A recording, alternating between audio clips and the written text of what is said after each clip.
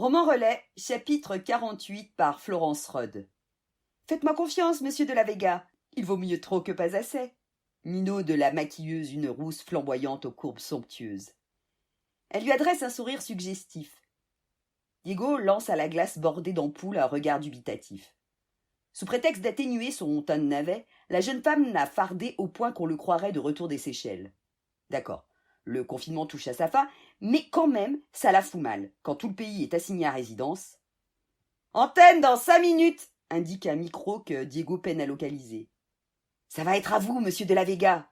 L'assistante de production, une blonde incendiaire dont la mini-jupe semble défier les lois de la gravité en atteignant des sommets toujours plus vertigineux, s'assoit sans façon sur son accoudoir. « En attendant, je peux vous apporter quelque chose à boire ?» lui susurre-t-elle à l'oreille. « Vous avez du poireau ?»« Pardon ?»« Non, laissez tomber, mon petit. Apportez-moi une kourou, au shaker et non à la cuillère. » Tandis qu'elle s'exécute avec empressement, Diego se cale dans son fauteuil. Déjà 2 semaines qu'il a découvert le contenu du coffre. Comment le vieux gitan était-il entré en possession de la souche originelle du virus et de son antidote? Il ne le saurait jamais. Mais pour une fois dans ce roman à la Mormoilzob où il a subi 1000 avanies sans queue ni tête, où JP, Gemini, Julia, les flics, Slipman, le préfet, les gitans, le professeur Raoult lui ont beuglé des ordres auxquels il s'est contenté d'obéir en serrant les fesses, il avait enfin un plan, une vision claire de ce qu'il devait faire en priorité.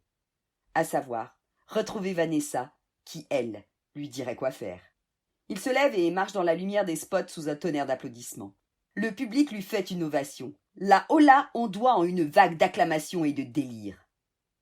Il prend place sur le plateau tandis que Ruquier l'accueille d'un tonitruant. Son nom est De la Vega, Diego de la Vega, mesdames et messieurs, l'homme qui a sauvé le monde. Diego fait mine de baisser modestement les yeux et cherche Vanessa du regard dans le public. La voici, assise au premier rang dans une robe verte, qui met ses yeux, sans parler de ses formes, en valeur.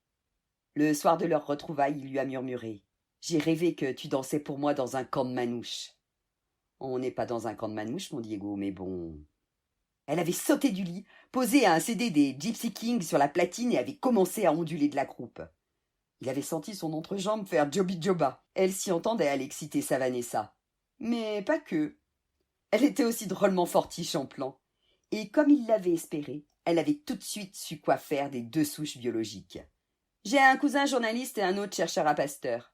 Tu vas être un héros, et on va se faire un max de thunes. Et bien sûr, elle avait eu raison sur toute la ligne. Les choses s'étaient compliquées quand on avait retrouvé le cadavre de Julia. Lorsque les gendarmes avaient frappé à sa porte, Diego avait cru qu'on allait lui imposer un confinement à vie à Fleury-Mérogis. Heureusement pour lui, Slipman, de son vrai nom Justin Carlson, s'était trouvé un autre Gaule après sa fuite de la ferme. On avait retrouvé le cadavre empaillé de Julia, suspendu par des tendeurs de porte-bagages au pilier supérieur des cages où il venait tirer ses pénaltys. La police n'avait pas cherché plus loin et dédouané aussi sec Diego de toute responsabilité dans cette affaire. Après lui avoir ciré les pompes sans modération, Laurent Ruquier le livre, comme c'est l'usage, en pâture à ses chroniqueurs.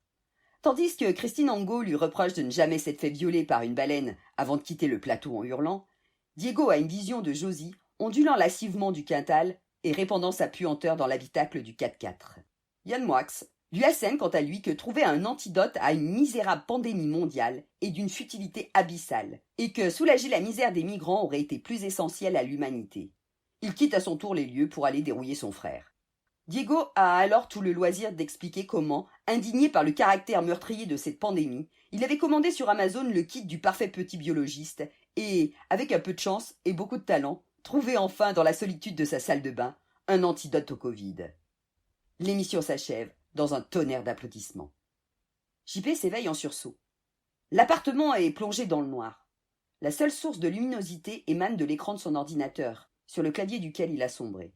Il se passe une main dans les cheveux. Si le sevrage de coiffeur, conséquence directe du confinement, a des répercussions regrettables sur sa tignasse, la fièvre semble l'avoir déserté. En fait, il se sent frais comme un gardon pané Vivagel.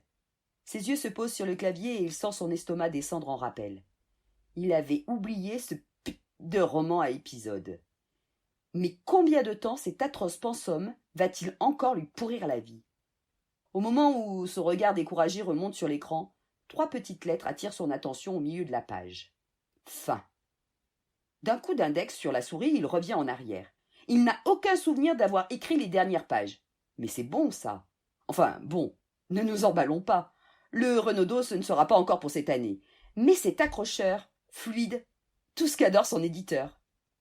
Il passe le reste de la nuit à relire l'intégralité de son texte, corrige de multiples coquilles, intègre quelques modifications marginales, et d'un clic envoie le manuscrit à son éditeur.